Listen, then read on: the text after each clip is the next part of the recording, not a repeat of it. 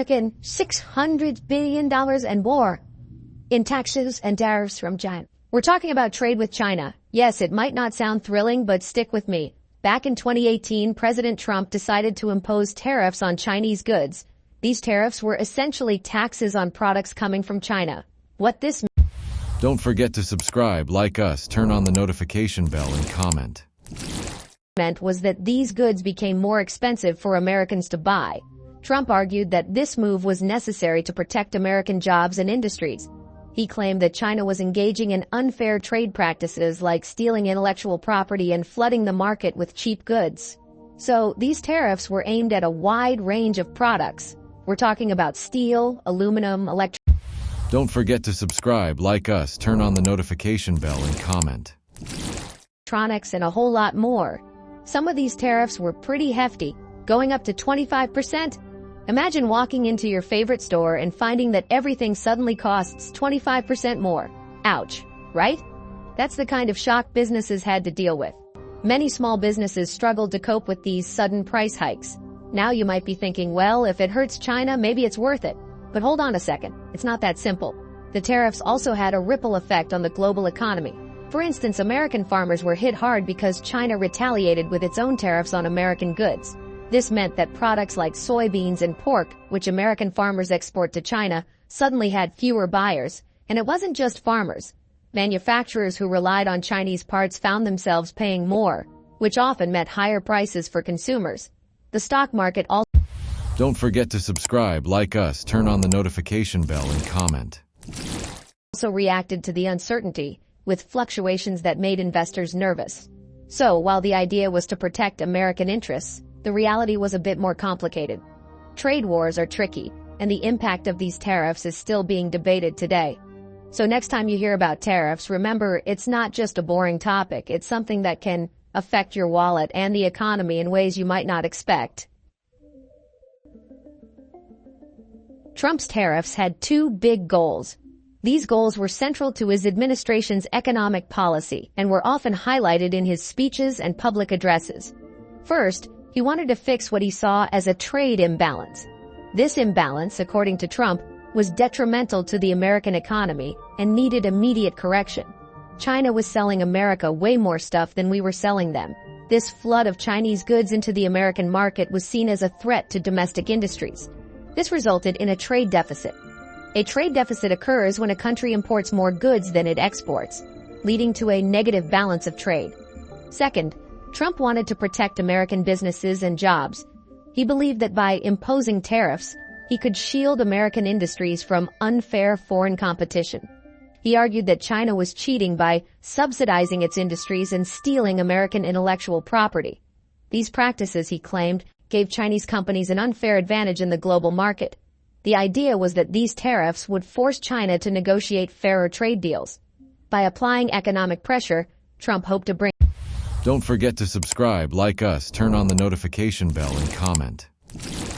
China to the negotiating table to establish more balanced trade agreements. Trump thought they would make American companies more competitive and bring back manufacturing jobs to the U.S. He envisioned a resurgence of American manufacturing, with factories reopening and new jobs being created. But as with most things in life, there were unintended consequences. These tariffs led to higher prices for consumers and retaliatory tariffs from other countries, which hurt American farmers and manufacturers. Consumers faced higher prices on everyday goods, and American farmers struggled to find markets for their produce. The tariffs, while intended to protect American jobs, ended up creating new challenges for many. The debate over the effectiveness of Trump's tariffs continues. Some argue they were necessary to address long-standing trade issues, while others believe they caused more harm than good. Regardless of where one stands on the issue, it's clear that Trump's trade policies have had a significant impact on the American economy and the global trade landscape. Remember those tariffs making Chinese goods more expensive? Well, guess what? American businesses and consumers felt the pinch. Companies that relied on Chinese imports saw their costs skyrocket. They had to raise prices. Don't forget to subscribe, like us, turn on the notification bell, and comment. And consumers ended up paying more for everyday stuff. Think about it. Cars, washing machines, smartphones, everything got more expensive. And what happens when things get more expensive? People buy less. That hurt American businesses. On top of that, the tariffs led to job losses in key industries. Manufacturing, for example, took a hit because those companies rely on global supply chains. Now let's talk about one industry that got hammered: agriculture. You see, China was a huge buyer of American agricultural products, especially soybeans. They used soybeans for animal feed and cooking oil, but when the trade war started, China retaliated with tariffs of their own on American soybeans. Suddenly, American soybeans became more expensive for Chinese buyers. They started looking elsewhere for soybeans. Countries like Brazil and Argentina were more than happy to fill the gap. American farmers lost a massive market for their products, prices plummeted, and many farmers struggled to stay afloat. Section 5. China adapts, finding new markets, growing their own. While American farmers were hurting, China wasn't just sitting around. They started looking for new places to buy soybeans and other goods. They struck deals with countries like Brazil, Argentina, and Russia. Basically, they diversified their supply chains. But here's the real kicker. China also started ramping up its own domestic production. They invested heavily in agriculture, trying to become more self-sufficient. They figured, why rely on the U.S. when we can grow our own soybeans? It was a smart, long-term strategy that could have lasting consequences for American farmers. Biden's challenge tensions remain high, so Trump's gone, but the trade war continues. President Biden inherited this whole mess. He's under pressure from... Don't forget to subscribe, like us, turn on the notification bell, and comment. Some folks to be tough on China, but he's also got to deal with the economic fallout from the tariffs. It's a real pickle. The Biden administration is trying to figure out a new approach to China. They're talking about working with allies to pressure China on trade practices. But it's a delicate balancing act. They don't want to start a full-blown trade war, but they also need to protect American interests. Minerals at a standstill, China tightens the screws. And just when you thought things couldn't get more complicated, China decided to play hardball. In a move that sent shockwaves through global markets, China announced new export restrictions on critical minerals. These minerals are essential for a wide range of high-tech products, from smartphones to electric vehicles. Remember those critical minerals we need for all our fancy technology? We're talking about the building blocks of modern life. Without them, our gadgets and devices would be nothing more than fancy paperweights. Things like lithium for batteries, which power everything from our smartphones to electric cars.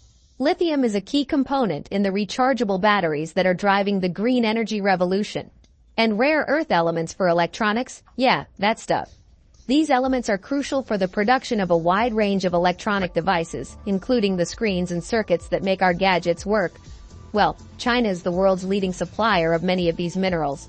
They have some of the largest reserves and most advanced mining operations on the Don't forget to subscribe, like us, turn on the notification bell, and comment. planet. And guess what they did? In a strategic move, they decided to limit the export of these critical minerals. This decision has far-reaching implications for global supply chains and the tech industry. They slapped export restrictions on those minerals. This means that companies around the world, especially in the United States, will find it much harder and more expensive to obtain these essential materials. That means it's now harder and more expensive for American companies to get their hands on them. The impact is already being felt, with prices for these minerals skyrocketing and supply chains facing significant disruptions. It's a strategic move by China to gain leverage in the trade war.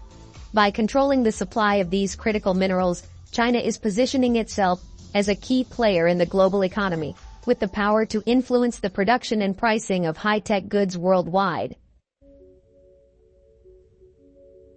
Finding a way out, the need for balance. So, where do we go from here? It's clear that the trade war isn't working the way anyone hoped. Tariffs have hurt American businesses and consumers. They've also strained relations with China. We need to find a way to address our trade concerns with China without resorting to these blunt instruments. That means engaging in serious negotiations, finding common ground, and maybe even making some compromises. Don't forget to subscribe, like us, turn on the notification bell, and comment. The future of trade cooperation or conflict. The future of the global economy depends on how the U.S. and China navigate this trade relationship.